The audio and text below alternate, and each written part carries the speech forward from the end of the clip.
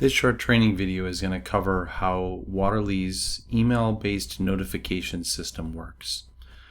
Right now we're logged in with a supervisor permission. So this training video is targeted at people with supervisor or above permissions. If you are an operator or a read-only role, you won't be able to enable metrics for notifications, but if you participate in Waterly by entering data and your data exceeds the normal range limits for that metric, you will generate notifications for the system and receive them yourself. But in this example, I'm in a Waterly site inside of our Demo City Water, so you can be in any system, and we're going to click the three dots in the upper right hand corner. And right now we're going to enter edit mode. Once we're inside edit mode, you notice that all the metrics appear grayed out with this pencil next to it. So any metric that is a number, in which case we're going to look at the observed flow rate here, we can click the pencil on it. And you can see there is this section in the middle that says enabled for notifications. Right now there is a range set for this, but you can see here, actually we could change this range and we can leave these ranges blank. And we can save this.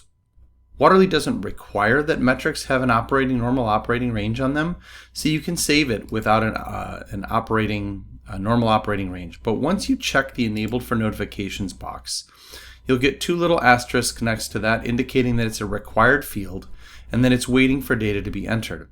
In this case, we're going to enter a normal operating range of between 0 and 1000.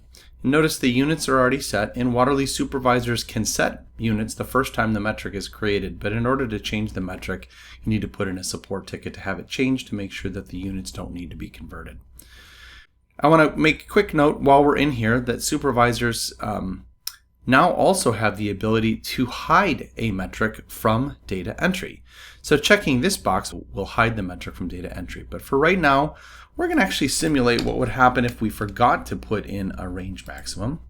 And we try to hit save. It's not going to let us save. So it does require that we have the minimum and the maximum range inside of the metric before we can enable it for notifications. We're going to click save on this, give it just a couple of seconds, and we're going to edit exit mode. Now you can see right now we have a normal observed flow rate of 589. If we were to put in 999, you can see it doesn't look normal according to the operating range, but the software isn't going to generate a notification. Same thing if we put in 1000, which is the top end of that limit.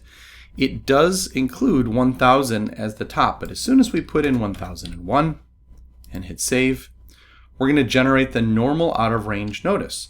Now I want to point out that at this point we have a little spin back timer that starts, and it's about 10 minutes long, and that allows an operator to enter in data and correct it if it's been a typo.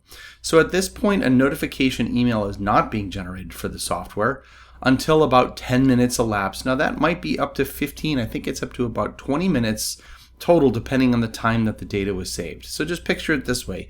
Periodically the app batches up all of the out of range notifications inside the data entry screen and sends out a single email with any and all of the ranges on the screen that are enabled for notification and sent out.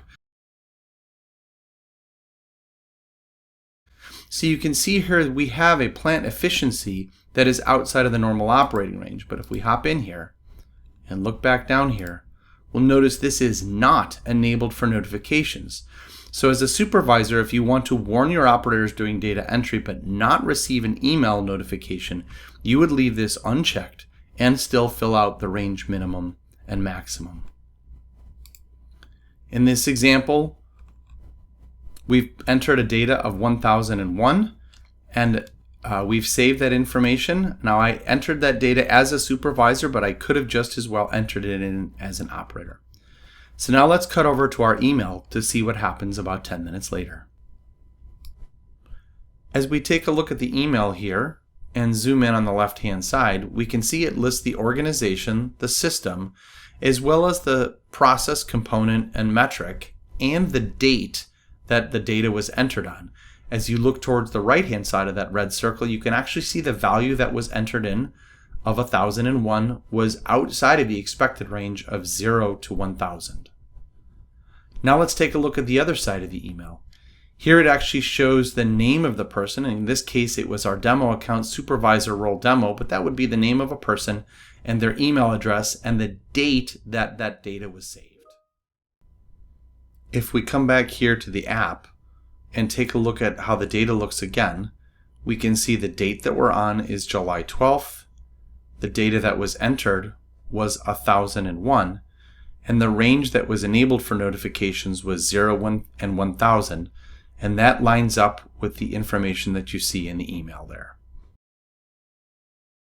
Hopefully this video was helpful to explain how enabled for notifications works inside of Waterly.